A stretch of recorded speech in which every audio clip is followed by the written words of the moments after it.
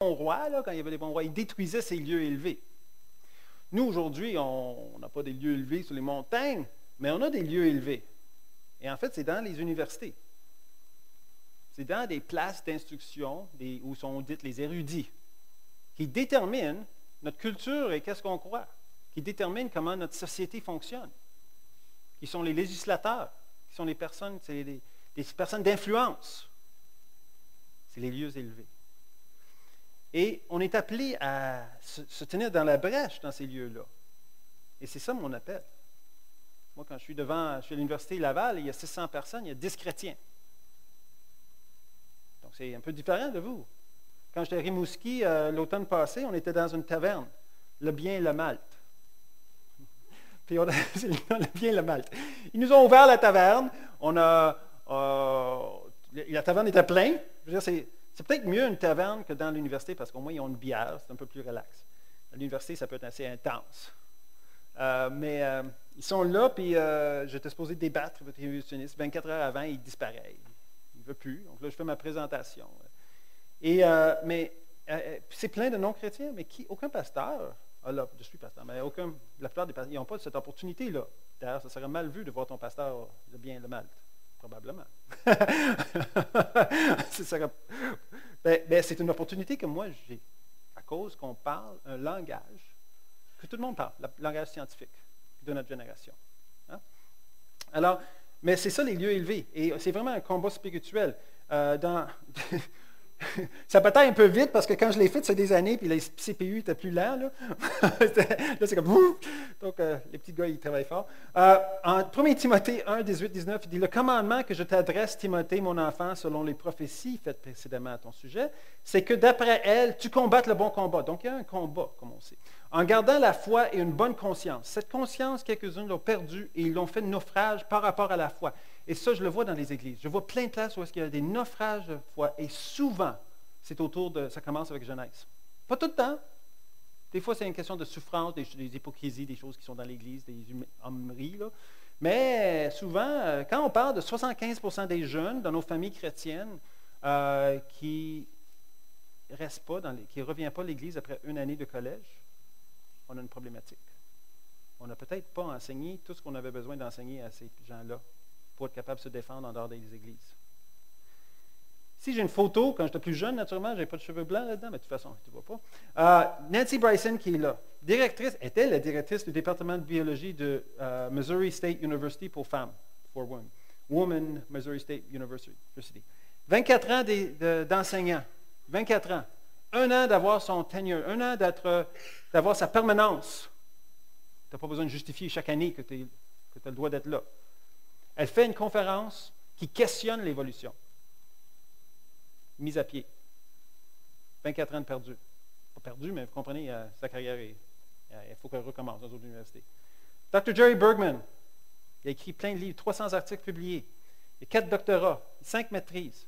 Mais 2 de ces doctorats ont été refusés, malgré le fait qu'il avait une moyenne de 4.0. Ça veut dire qu'il avait une moyenne parfaite. Il arrive à la fin de son doctorat, il est refusé parce qu'il est chrétien et créationniste. Il y a un prix à payer dans un combat. Il peut avoir un prix. Et il y en a qui sont prêts à payer le prix. Quand j'ai commencé ma maîtrise, c'est sûr que j'ai parlé à ma directrice, j'ai dit, je suis créationniste, est-ce que c'est un problème? Parce que je ne veux pas faire 2 ans d'études puis tu me coules parce que je ne suis pas la même croyance que toi. Dieu a fourni. Dieu a fait, j'ai prié, et en dedans de 3 mois, j'avais un article publié, et dans cet article-là, il y a eu plus de demandes que tous ces autres articles de toute sa carrière. Elle a dit, je ne sais pas qu'est-ce que vous croyez, mais continuez à le croire. ça semble marcher. Ça donne des résultats. Donc, il y a un combat, et ce combat est surtout dans les lieux élevés, c'est surtout autour des origines. Parce que directement relié à nos origines, c'est notre devenir. Il y a un verset qu'on va concentrer dessus, 1 Corinthiens 1, 23. C'est marqué, nous, Paul dit, nous prêchons Christ crucifié, scandale pour les Juifs et folie pour les païens. C'est clair que le mot scandale, ce n'est pas la même chose que folie, n'est-ce pas? On parle de 2 groupes de personnes. Pourquoi Christ serait une chose pour les Juifs, une autre chose pour les païens? Qu'est-ce que vous pensez? On va faire ça un peu interactif. Vous pouvez parler. J'ai des versets qu'on va voir, mais je voudrais juste sonner votre... Pourquoi Paul il dirait que Christ est un scandale pour les Juifs? Ça, c'est facile, ça. Là. Mais vas-y. Qu'est-ce que vous pensez? Il n'y a pas de mauvaise réponse, n'ayez pas peur. Je sais que personne ne s'assied jamais sur les églises sur le premier rangé. Je ne comprends pas, c'est la même chose dans mon église à moi. Oui? Déclarer était Dieu, et pourquoi c'est un scandale? Tu fais égal à Dieu. Et? Ne croyez pas ça. Et quoi? Il y a un seul, exact. Donc, tous les jours, ils sont en train de dire, c'est un peu comme les musulmans, là, qui disent un seul prophète, là. Mohammed est son prophète, mais même chose, il y a un verset dans la Bible, sur le premier commandement, il y a un seul Dieu. Donc, on ne peut pas avoir un fils. Qui est le même argument aujourd'hui que les musulmans utilisent contre Jésus. Un seul fils. Donc, ça, c'est un scandale. Mais le fait que l'idée qu'il y avait un Messie qui viendrait, est-ce que c'est un scandale? Non. Non, ils croyaient, ils comprenaient. Même Jésus va faire, il va leur dire, mais pourquoi David, le roi David, il va l'appeler son Seigneur? Il essaie de les raisonner un peu, mais il était tellement pris à l'intérieur de leur paradigme. Un seul Dieu, ben, ultimement, c'est la raison qu'ils ont utilisée pour crucifier Jésus. C'est l'excuse. Parce qu'au fond, la raison, vraiment, c'était commercial, en partie. Il était en train de détruire le temple. Jésus, s'il est le temple, il pardonne les péchés, plus besoin de faire de sacrifices, énorme commerce vient d'arrêter. Hey, quand il y a les 2000 cochons là, sont allés dans la mer, c'est commercial pourquoi ils ont sorti Jésus de là. Okay? Il ne faut pas oublier le contexte commercial. Oui, il y a un côté spirituel, c'est sûr, très fort. Mais il y a un côté aussi commercial. Les gens, ils vivent dans ça, ton job est attaché à ça. Ton revenu, ta famille, tout ça. Et eux autres, il y avait aussi un système religieux, les pharisiens. Tout leur système était basé sur le fait qu'eux, ils avaient raison. Donc, c'est un scandale. C'est quelque chose qui, comme le pasteur me disait ce matin, un scandale vient d'un mot scandilis, scandalon, qui est un petit morceau de bois au bout d'une trappe que tu l'enlèves, la trappe se ferme. Bon, ben c'est ça, tu es comme pris dans une trappe. On va voir, quand on prêche aux Juifs, on va tourner une place où est-ce que... On va tourner, moi je ne tourne pas, mais peut-être que vous avez une Bible. On va aller à Acte 2. Donc, Acte 2, on a Pierre qui va prêcher aux Juifs. Il va prêcher Christ crucifié. Donc, on va voir comment ça fonctionne avec Pierre. Okay? On va lire rapidement quelques versets dans Acte 2, 14 à 21. C'est plus un peu comme une étude biblique qu'on fait, là, donc restez avec moi. On va faire un peu plus de science plus tard. Alors, Pierre, se présentant avec les 11, il va la voix et leur parla en ces termes. « Hommes juifs, et vous tous qui séjournez à Jérusalem, sachez ceci. Prêtez l'oreille à mes paroles. Ces gens ne sont pas ivres. On se souvient, c'est la Pentecôte. Les gens sont fortement affectés par un mouvement du Saint-Esprit. Ils sont en train de parler en langue, les gens comprennent. Ils disent comment ça se fait qu'on comprend, puis ils doivent être ivres. Sauf que normalement, quand les gens sont ivres, on ne les comprend pas, mais c'était un peu de désordre. Okay? Il y a un peu de désordre. Comme vous le supposez, car c'est la 3e heure du jour. C'est un peu trop tôt pour que les gens soient si saouls. Okay? Et on continue. Mais c'est ici ce qui a été dit par le prophète Joël. Dans les derniers jours, dit Dieu, je répandrai de mon esprit sur toute chair. Vos fils et vos filles prophétiseront. Vos jeunes gens auront des visions et vos vieillards auront des songes. J'ai toujours pensé que les vieillards ont des songes parce qu'ils dorment plus. Mais ça, c'est l'autre histoire. Avant l'arrivée du jour du Seigneur, de ce jour grand et glorieux. Alors, quiconque invoquera le nom du Seigneur sera sauvé. Est-ce que c'est de l'évangélisation ici? Oui? Il est en train de parler d'invoquer le nom du Seigneur pour le salut. Il est en train de parler le besoin d'un Messie. On a besoin d'être sauvé s'il y a salut. C'est une évangélisation. Il est en train de faire un message évangélique, n'est-ce pas? OK. Il a commencé où son message? Il a pris quelle partie du Ancien Testament? Joël. Il commence avec un prophète. OK, rappelez-vous de ça. Il continue. Il va dire, Dieu l'a ressuscité, verset 24, en le délivrant des liens de la mort. Donc, il parle d'un Dieu, d'un Christ crucifié, n'est-ce pas? Et qui a la résurrection, parce qu'il n'était pas possible qu'il fût retenu par elle.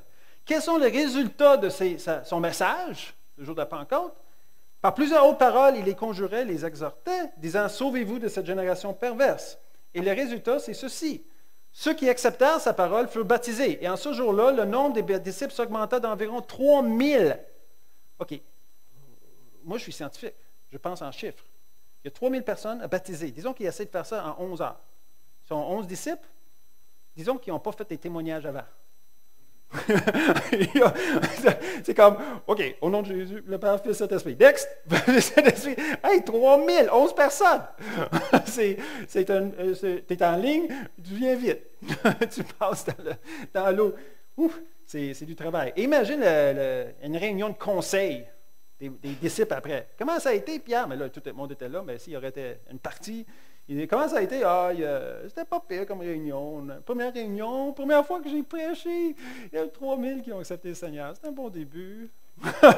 C'est difficile d'être humble. 3000 personnes. Ouf, Pierre.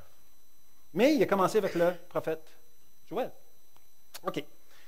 Deuxième partie du verset, folie pour les païens. Qui était l'évangéliste principal envers les païens dans le Nouveau Testament? Paul. 2/3 du Nouveau Testament écrit par Paul. Donc, on va regarder comment Paul évangélisait les Grecs, les païens, et les résultats qu'il a eus. On a vu Pierre. Est-ce que vous pensez que Paul et Pierre, est-ce que Pierre était meilleur évangéliste que Paul? Meilleur prédicateur? Non, pas nécessairement. OK, parfait. On va lire. On va aller en Acte, c'est pas écrit, Acte 17. Donc, dans Acte 17, je pense que c'est vers 21, je pense. Il parle des Athéniens dans Athènes, en Grèce. Il dit, « Or, tous les Athéniens et les étrangers demeurant à Athènes ne passaient leur temps qu'à dire et écouter des nouvelles. Je pense qu'on pourrait mettre 7 îles à Athènes. Un peu Montréal, un peu. Les nouvelles. Pourquoi on regarde des nouvelles? Moi, j'ai réfléchi là-dessus. Pourquoi on veut ça? Parce qu'on veut savoir, on veut des breaking news, là. On veut des nouvelles avant que... C'est quoi ton nom encore? Mauriel. Moi, je veux une nouvelle à dire à Mauriel que lui ne connaît pas encore. C'est pour ça que je veux voir ça. Je veux voir ça. Comme ça, j'ai de l'importance, moi.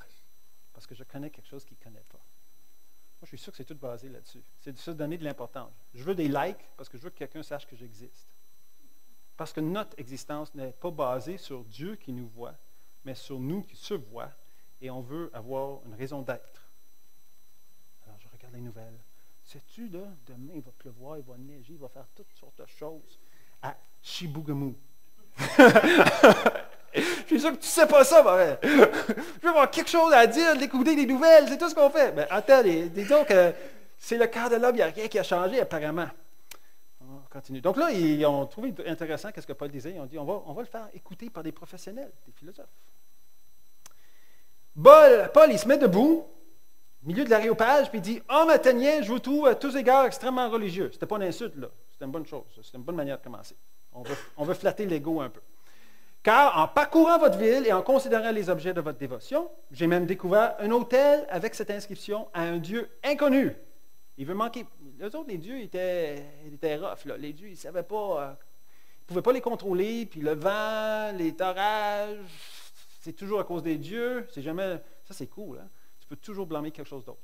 Maintenant, on n'a pas ces dieux-là, on blâme le pasteur. Ben, ça, c'est l'autre. Mais c'est jamais notre faute, ça, c'est clair. Ou c'est notre femme, ou.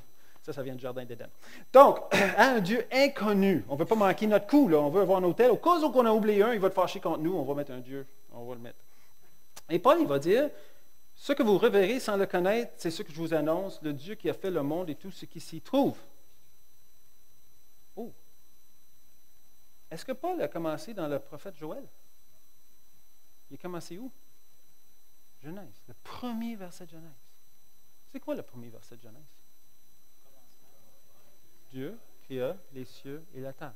Y a-t-il d'autres choses que le ciel et la terre? On pourrait dire le cosmos. Dieu a tout créé. Il est en train de dire, OK, bon, il dit, ça c'est où est-ce que lui il commence? Puis il dit, quand, Acte 17, 21, 24, il dit, il ne s'est point servi par des mains humaines comme s'il avait besoin de quoi que ce soit. Lui qui donne à tous la vie, la respiration et toutes choses. Il va parler leur langue. Il va faire une identification avec quelque chose qu'il connaît. Il n'est pas venu dire, hey, c'est tout un faux Dieu, il faut qu'on enlève ça de là, vous êtes tous dans le péché. Tout le monde est sur le défensif. Ça n'aurait rien donné, ça. Il a dit, non, là, vous avez un petit Dieu, là, un hôtel, là, mais il n'y a personne dessus. C'est celle-là que je veux parler, moi. Ils parlent leur langue. C'est important qu'on parle leur langue. Il faut qu'on fasse un contact avec les gens. Et la vie, la respiration et l'être et toute chose, ça a du rapport avec la Trinité du corps. Et il va parler au fait, les Grecs étaient au courant de ce concept-là. Il a fait de tous les hommes sortis d'un seul sang. Bon, là, il vient de détruire tout le côté de l'esclavage, tout le côté hiérarchie, d'un coup. Habitat sur toute la surface de la terre. Car en lui, nous avons la vie, le mouvement et l'être, corps, âme, esprit. C'est ce qu'on dit aussi quelques-uns de vos poètes. De lui, nous sommes la race. Il va citer leurs poètes. Poètes pas chrétiens, là, pas juifs. Des fois, là, on n'est pas sage. On a cette idée, deux personnes qui vivent ensemble, qui ne sont pas chrétiens. Hey, il faut que vous vous mariez. Pourquoi? C'est un concept chrétien, le mariage. Devant Dieu.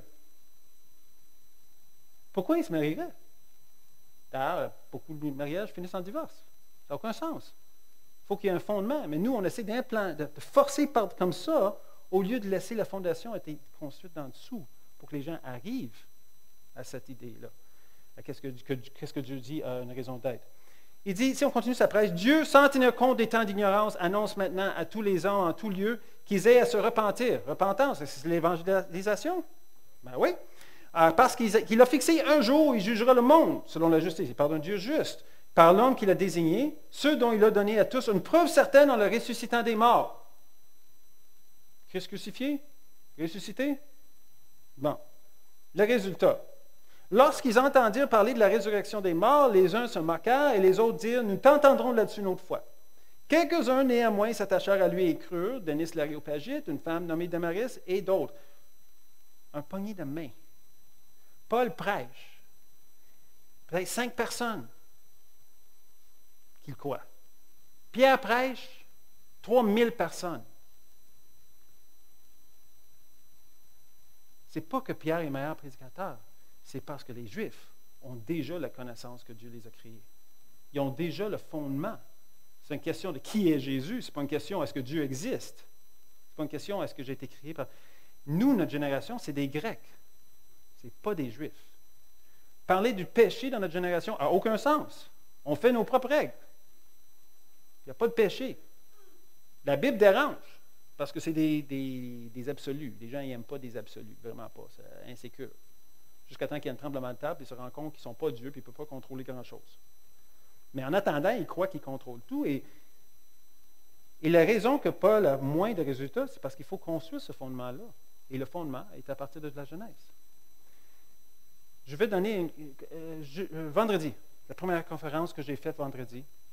Ici, il y a une femme qui est venue me voir, très gentille. Elle me voir et dit, mais tu n'as pas parlé de versets de la Bible. Ouais, mais je dis, la conférence, c'est pour équiper les gens, pour que tu puisses. C'était pour des non-chrétiens aussi. La Bible ne veut rien dire. Il faut que je commence par qu'ils acceptent que Dieu existe. Et qu'ils ont été créés. On va commencer là. Puis même s'ils acceptent qu'ils ont été créés, quand j'étais en Nice, en France, je me souviens, j'ai donné une conférence, il y avait peut-être 5-6 chrétiens qui l'avaient organisée, il y avait 50 personnes, un policier, toutes sortes de gens qui étaient là, pas chrétiens. Deuxième question, qui est ce Dieu? Ça, c'est où est-ce que ça amène? C'est la prochaine étape. Mais première étape, prouve-moi que Dieu existe, c'est la première étape. Il faut qu'on construise là-dessus. Si on saute les étapes, on va toujours revenir à cette étape-là, parce que les gens vont poser les questions. Puis Marco me disait justement, les gens, quand on est entouré de gens qui posent des questions c'est les premières questions qu'ils vont poser. Donc là, ça c'est de l'Aréopagite, où est-ce qu'il a parlé quand même beaucoup de monde, puis pourtant il y a juste 5 personnes qui ont cru. On ne devrait pas non plus, nous, s'attendre aux résultats que Pierre avait, parce qu'on parle au grec. Peut-être pendant cette fin de semaine, vous avez invité plein de gens, puis il n'y a personne qui est venu. C'est normal. Merci pour avoir fait l'effort. C'est libre aux gens là, de choisir s'ils viennent ou non. Il y avait un temps, il y a comme au tournoi de l'an 2000, là, dans les années 90, même au début des années 2000, c'était très, très populaire la question. Là, ça remonte, là, honnêtement. C'était tellement populaire, je me souviens, à Saint-Jean-sur-Richelieu, je l'ai invité à donner une conférence un vendredi soir. Les polices ont arrêté parce qu'on avait des jeunes qui attendaient dehors pour rentrer, puis il n'y avait plus de place dans le bâtiment. Puis les polices pensaient qu'on vendait de la drogue. C'est une autre sorte de drogue.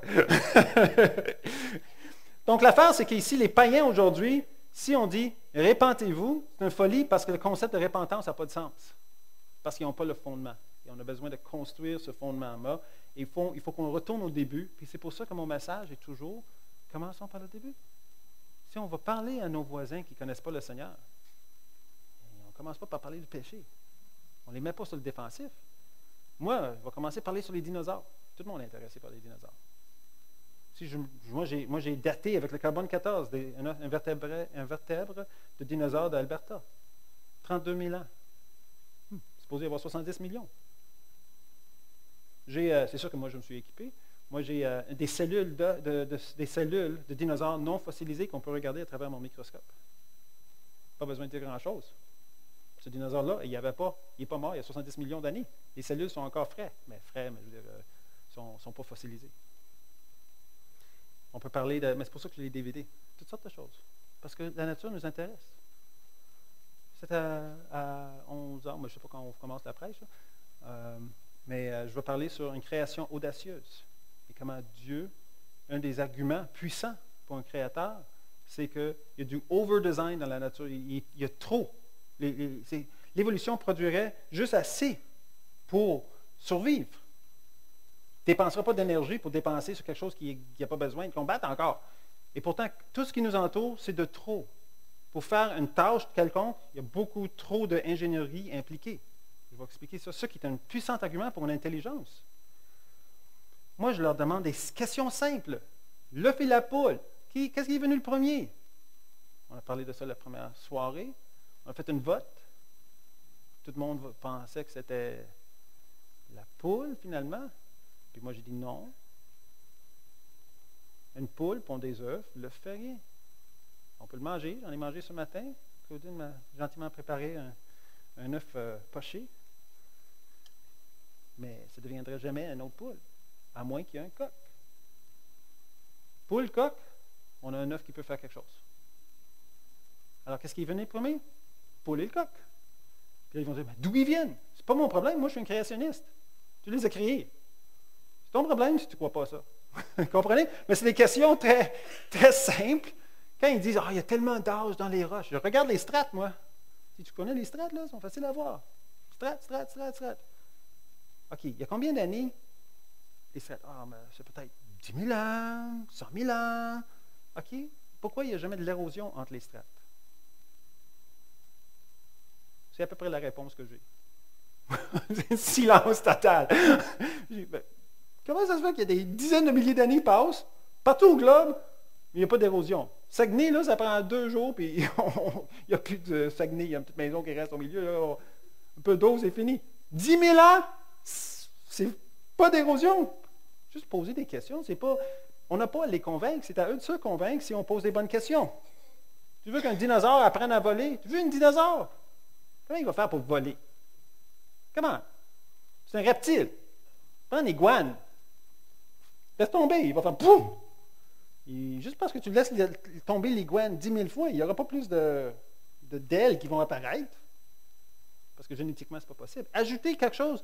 Moi, j'ai un simple argument, je vais finir avec ça. Simple argument que j'utilise souvent avec les ingénieurs et tout ça. Et ça marche pour n'importe qui. Mais je me souviens, j'étais en Hollande en train de faire un projet et j'étais devant mon collègue, le fournisseur, un des fournisseurs. Et là, il me dit, il est ingénieur, puis là, il me dit, je suis athée. Mais il ne sait pas qui je suis, moi. Moi, je n'ose pas. Hein. Pour lui, je suis le gestionnaire de projet qui s'occupe de l'usine et le champ de construction à ce moment-là. Et je lui dis, oui, tu es athée. Je dis, OK. J'ai dit, quand tu as un auto, l'information qu'il y a dans l'auto, ça vient-tu de l'auto ou ça vient-tu de quelqu'un qui est le concepteur de l'auto? Le concepteur de l'auto. OK. Alors là, je dis, quand tu as un livre, les mots qui sont dedans, c'est-tu le livre qui l'écrit, l'information, ou l'information vient de l'extérieur? L'information vient de l'extérieur. Il dit, y a-t-il un exemple qu'on peut penser où il y a de l'information dans un système, comme un ordinateur, où l'information initiale ne vient pas de l'extérieur du système? Il dit, non. Tout système qui a de l'information, pour partir du système, comme un CPU dans un ordinateur, il est écrit d'avance. Il y a un concepteur qui le met. OK? OK, mais je dis, dans nos cellules, on a un programme qui s'appelle le code génétique. Très, très, très complexe. C'est de l'information, n'est-ce pas? Il dit oui. Mais je dis, comment l'information s'est mise là? J'ai jamais pensé à ça. Il y avait comme ça roulait. Moi, quand des moments comme ça arrivent, je les laisse juste rouler. Je laisse le silence. Silence vaut de l'or. Pas besoin de le remplir. C'est simple. On a besoin de mettre la semence de la doute dans la théorie de l'évolution pour qu'on arrive aux vraies questions. Parce que l'évolution, en général, c'est juste une masque. C'est juste pour cacher la réalité du cœur, qu'on a tous un cœur qui est endolori, qui a été blessé, etc. Et on a des vraies questions. Et la question, comme je disais au pasteur ce matin, moi, ce que j'ai découvert, la plupart des gens croient que Dieu existe. Honnêtement, là, indépendamment de ce qu'ils se disent, ils croient que Dieu existe. Mais ce qu'ils veulent savoir, c'est est-ce que Dieu sait que moi j'existe? Ça, c'est la question qui est en arrière de tout ça. Et c'est ça qu'on a besoin de répondre. Mais on ne peut pas arriver d'un coup. C'est comme un oignon, des pelures d'oignon. On enlève des pelures d'oignon par la grâce du Saint-Esprit. On est à l'écoute. Ça, c'est la deuxième dernière chose que je vais dire. C'est important d'être à l'écoute quand on va parler aux gens. Moi, j'ai entendu trop de conférenciers que la conférence pourra se résumer « J'ai raison et je sais que j'ai raison ». Ça, ce n'est pas utile pour joindre notre génération. Il veut qu'on les écoute. Et qu'on entende, c'est quoi la vraie chose? Laisse le Saint-Esprit pour dire, OK, Seigneur, je suis en train d'écouter la personne, il dit toutes sortes de conneries, là, mais j'écoute.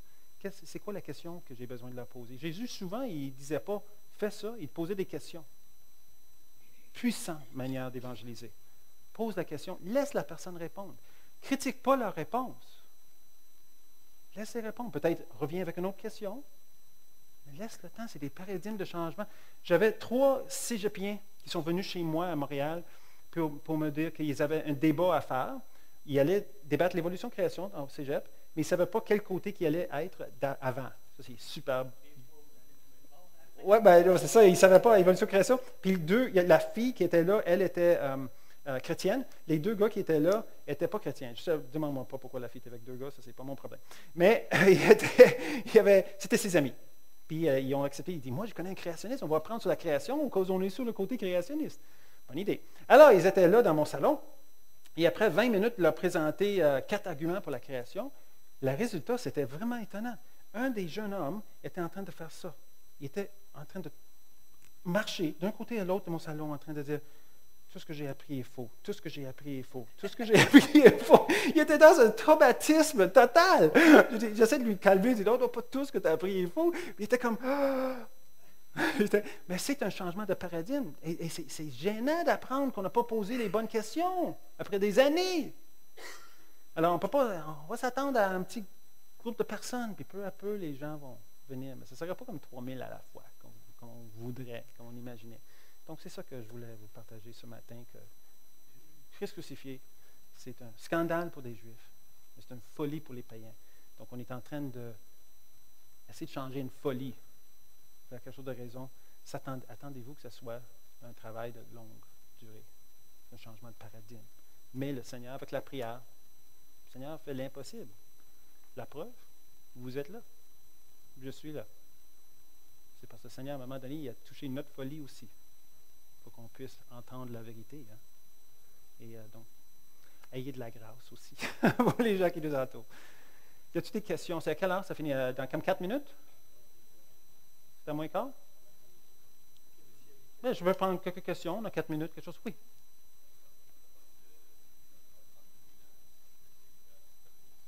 Non, non, c'est pas que. Non, les dinosaures sont plus jeunes que ça. C'est juste que j'ai fait une datation radiocarbone. Donc, j'ai daté directement de la matière organique. Parce qu'on ne peut pas dater un fossile, comme j'ai dit l'autre jour. C'est un mélange de roches. Donc, une roche sédimentaire, on ne peut pas la dater. Donc, quand ils disent on a daté un dinosaure, telle date, c'est impossible. Ça n'a jamais été fait. Ce qu'on peut faire, par contre, c'est si on croit. On ne date pas les choses comme ça avec radiocarbone, parce que radiocarbone, c'est toujours 50 000 ans et moins. Donc, on présume que les dinosaures ont 70 millions et plus, donc on ne l'utilise pas, tout simplement. Mais nous, on est créationnistes, on croit qu'ils sont moins que 50 000 ans, moins que 6 000 ans peut-être. Alors, on les date, le radiocarbone, puis on a des résultats. Ce qui est intéressant, on a daté 5 os, et ils ont tous à peu près le même âge. Ce qui correspond au modèle créationniste, ou est-ce qu'ils auraient été enterrés au même moment, par un déluge global. Tu vois, un musée créationniste un peu plate, là, ils ont toujours le même âge, 4700. Ils ont tous le même âge à peu près. Là. Donc, ouais, que c'est bien. Il y a une explication, je ne le ferai pas ce matin, là, mais il y a une explication pourquoi ça dérive le carbone 14.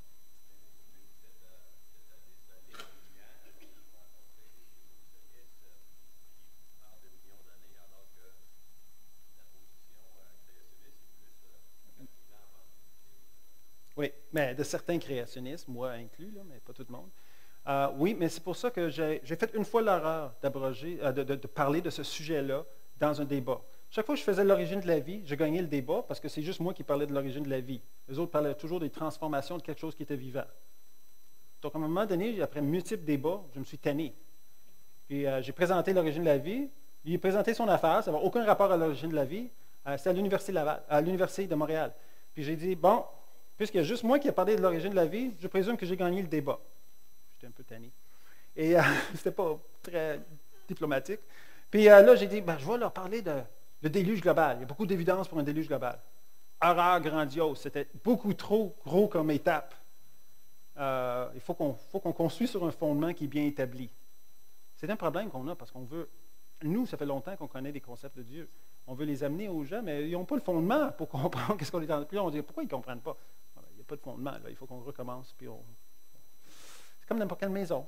Il faut avoir un bon fondement. Et il faut bâtir sur le fondement. Des fois, on veut aller trop vite. Mais Dieu fait l'impossible. Donc, les gens viennent au Seigneur. Même, juste pour vous étonner, j'étais dans un débat à l'Université Laval. 10 ans après, je pars sur la prédication au 21e siècle. Comment prêche?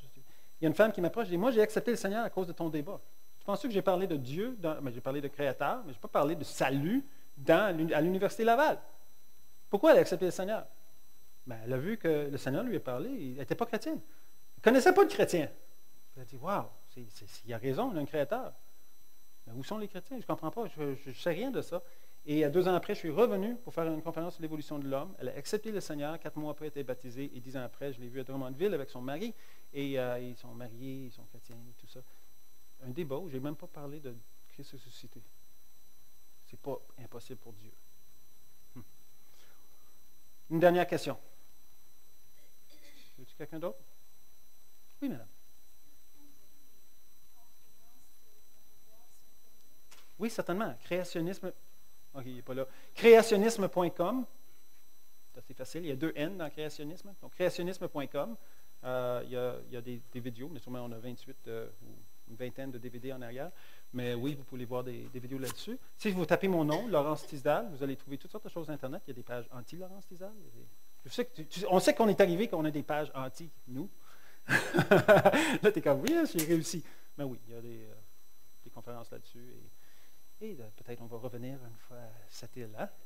Je vous laisse la place, pasteur.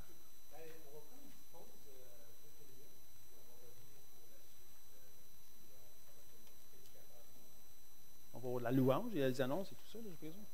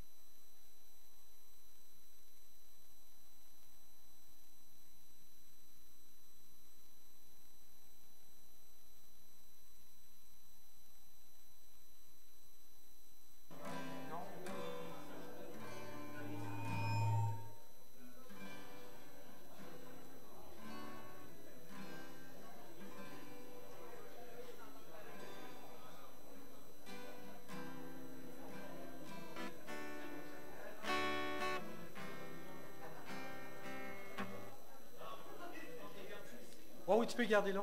Ouais. Je vous inviterai à prendre place, s'il vous plaît. On va débuter. Merci.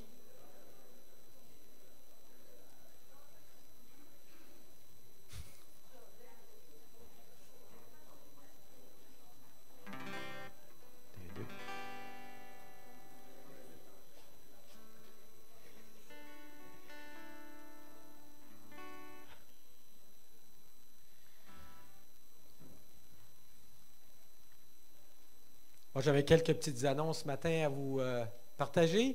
Bienvenue à vous tous ce matin. Vraiment content de vous voir. Ce matin, on a un invité spécial. On a notre frère Laurence Tisdal qui est avec nous, un créationniste, et qui va nous parler justement du Dieu créateur ce matin. Et ça va être vraiment intéressant. On a eu dans la première partie, on a pu partager justement sur la croix.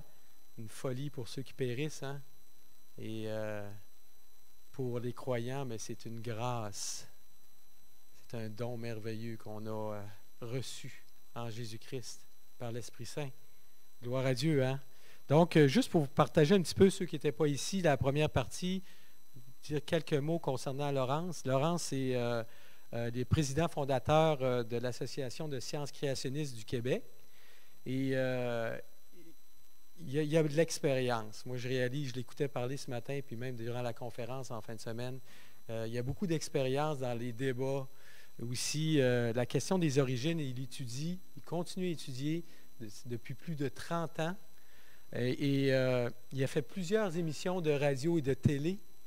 Et ceux qui aimeraient voir son débat sur l'évolution et la création, eh bien, vous pouvez aller voir sur le web, sur YouTube. Et il a été visionné plus de 750 000 fois. Donc, je tape dessus. On fait juste taper débat sur l'évolution, non? Laurence Tisdal. Et vous allez atterrir justement sur le débat. Et je vous encourage à aller voir si vous avez du temps. Puis, c'est en anglais. Oui, c'est vrai, j'ai oublié de le mentionner, c'est en anglais. Donc,